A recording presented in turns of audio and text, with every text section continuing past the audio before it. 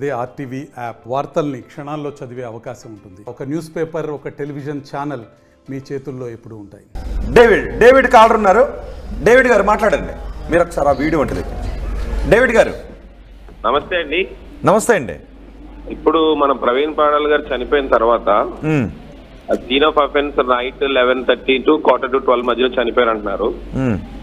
అయితే ఆ తర్వాత ఎందుకు చూపించట్లేదు? ఆ ఫుటేజ్ అడుగుతున్నారు. అభినయ్ కూడా అదే ఫుటేజ్ అడుగుతున్నారు. ఆ తర్వాత చనిపోయిన తర్వాత ఒక హాఫ్ అన్ అవర్ ఫుటేజ్ కావాలని. రెండోది ఏంటంటే చంద్రబాబు నాయుడు గారు స్పందించారు, లోకేష్ గారు స్పందించారు, మన అనిత గారు స్పందించారు. అంటే సానుభూతిగా పవన్ కళ్యాణ్ గారు ఎందుకు స్పందించలేదు కనీసం? అవును, పవన్ కళ్యాణ్ జగన్ ఎందుకు స్పందించలేదు అని అడుగుతున్నారు చాలా మంది. సో జగన్ పవన్ కళ్యాణ్ ఇద్దరు కూడా ఎందుకు స్పందించలేదని చాలా మంది అడుగుతున్నారు. రూలింగ్ లో ఉన్న వాళ్ళు వీళ్ళు కాబట్టి డిప్యూటీ సీఎం గా ఈయన ఎందుకు స్పందించలేదు? అది ఇదేనండి మా ప్రశ్న. ఓకే, అది రాజకీయ కారణాలు. ఆయా పార్టీల మెంబర్స్ అడగాలి మనం. ఓకే, చూపించట్లేదు అన్నది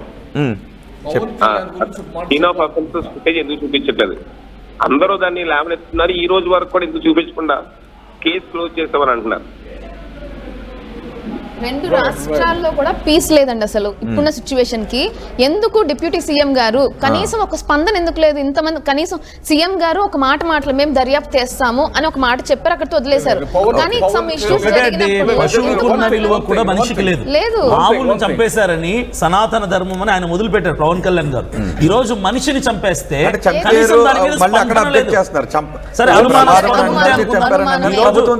ఈ రోజు రెండు రాష్ట్రాల రాజకీయ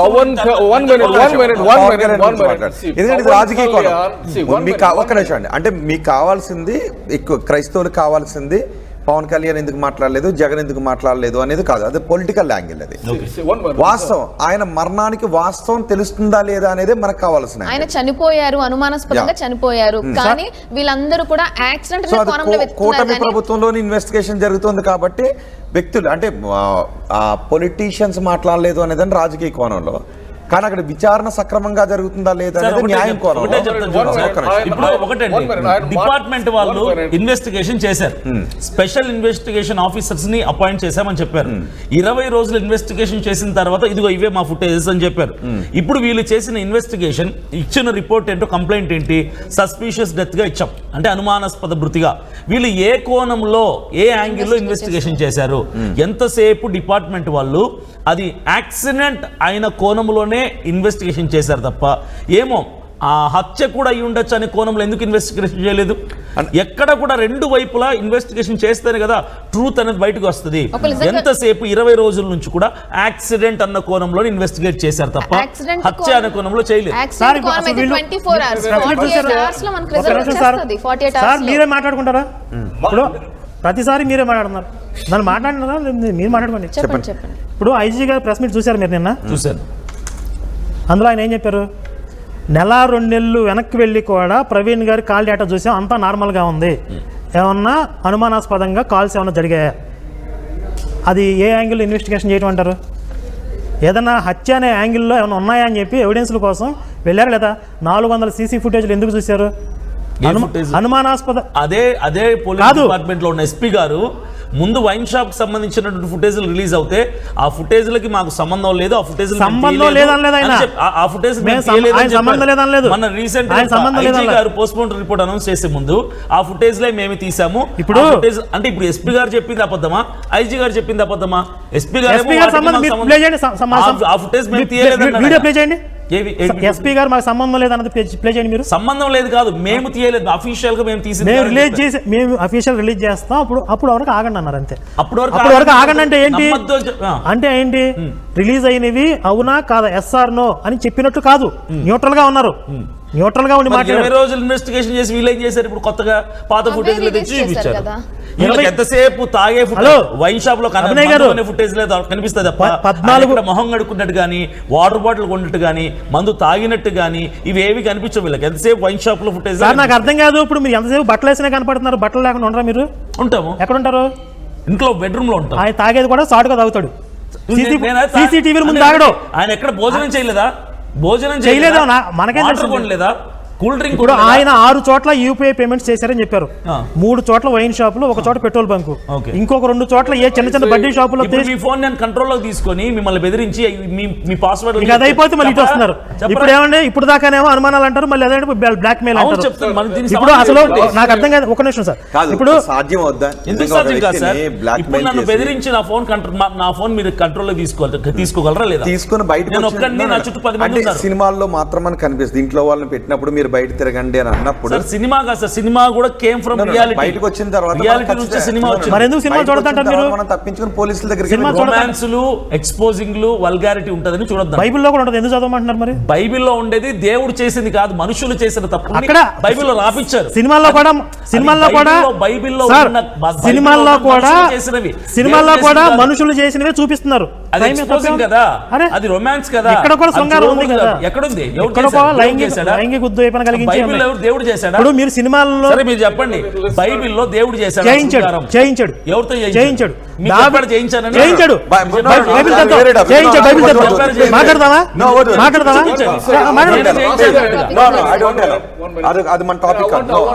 కౌంటర్ సంబడి లాస్ట్ టైం నేను కేఏ పాల్ గారిని పొలిటికల్ లీడర్స్ గా, కేఏ పాల్ గారు, హర్ష కుమార్ గారు పొలిటికల్ లీడర్స్ గా ఒక సైడ్ ఎందుకు తీసుకుంటారు అని నేను ఖండించినాను.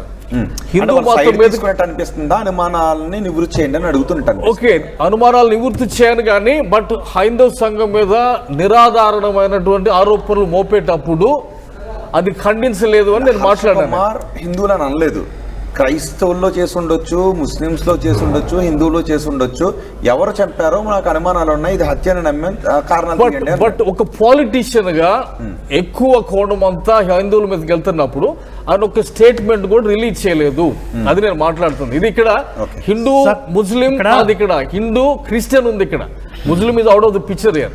సో ఇక్కడ కమ్యూనిటీ ఉంది. ఇక్కడ ఒక మాట నేను అన్నది ఏమంటే, Pawan Kalyan as a deputy CM how can he project himself out side?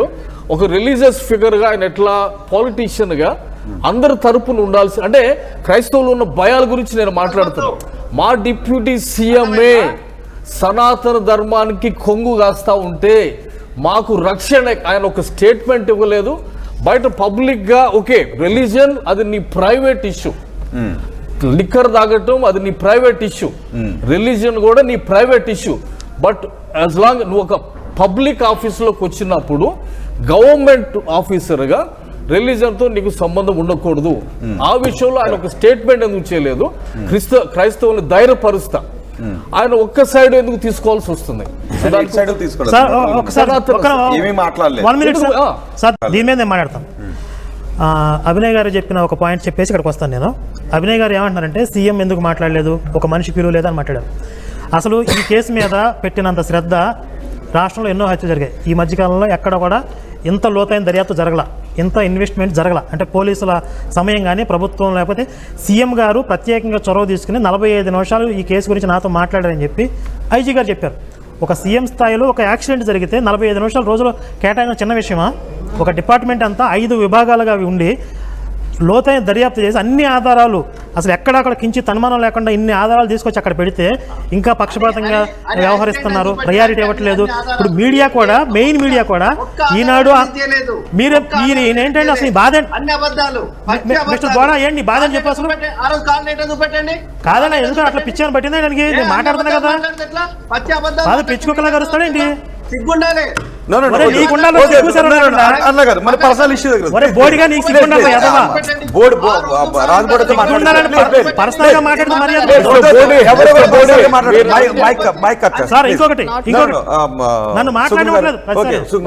బోడాతో మాట్లాడలేదు, బోడా దగ్గర నుంచి నిజంగా తీసుకోవాలి. ఇప్పుడు నేను అభినయ్ దయచేసి ఒక్కసారి అందరికీ కూడా అడుగుతున్నాను, దయచేసి ఎవ్వరు కూడా ఒక్క అన్పార్లమెంటరీ లాంగ్వేజ్ కూడా ఒక వర్డ్ కూడా బయటకు రానివ్వద్దు ప్లీజ్. ఇప్పుడు అన్పార్లమెంటరీ బిహేవియర్ ఎవరు వద్దు, పర్సనల్ గా ఎవరు మాట్లాడదు, కేసు గురించి మాట్లాడండి. పర్సనల్ గా ఎవరు సునీల్ గారు మీరు కానీ, బోడా గారు మీరు కానీ, సునీల్ గారు మీరు ఎవరు కూడా మాట్లాడదు. నా పాయింట్ ఏంటంటే, ఇప్పుడు అభినయ్ గారు మాట్లాడుతున్నారు, సుప్రియ గారు మాట్లాడుతున్నారు, అనిల్ గారు, ముగ్గురు క్రిస్టియన్స్, ఆయన ఒకటి నలుగురు మాట్లాడుతున్నారు.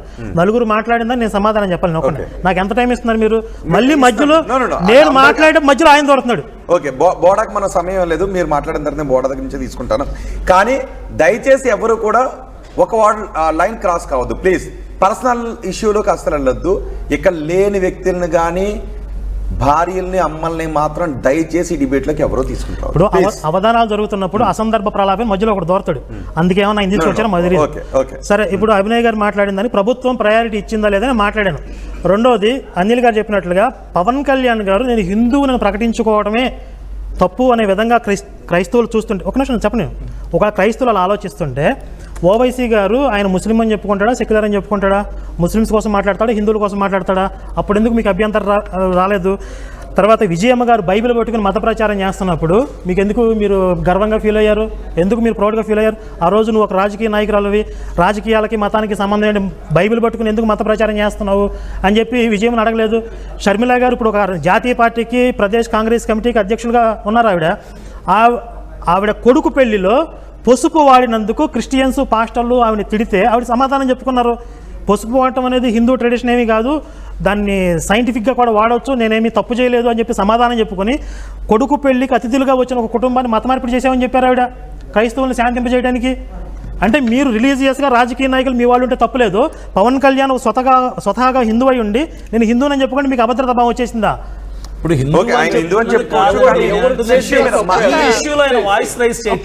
ఒక మాట మాట్లాడితే బాగుంటుంది కదా. ఒక్క వాయిస్ ఎందుకు ఇవ్వట్లేదు? యాజ్ ఏ డిప్యూటీ కోరుకుంటున్నారు మీరు? ఏదైనా కావచ్చు, అసలు స్పందించలేదు, రెస్పాండ్ అవ్వలేదు. ఏదో కోణంలో రెస్పాండ్ అవ్వాలి కదా. లేదంటే అనుమానాస్పద అందరూ కూల్గా ఉండండి, ఈ విషయాన్ని ప్రభుత్వం పవన్ కళ్యాణ్ కూడా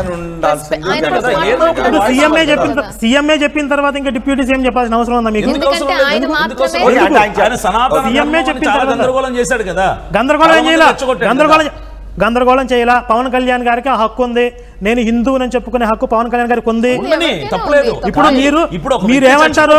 మీరు ఒక హిందూ వ్యక్తి చనిపోతే కూడా తెలంగాణకు సంబంధించిన వ్యక్తి ఆయన వాయిస్ రైజ్ చేయాలి కదా, రెస్పాండ్ అవ్వాలంటున్నాను. ఆయన ఏమన్నా నెగిటివ్ గా మీకేమైనా నెగిటివ్ గా మాట్లాడారా?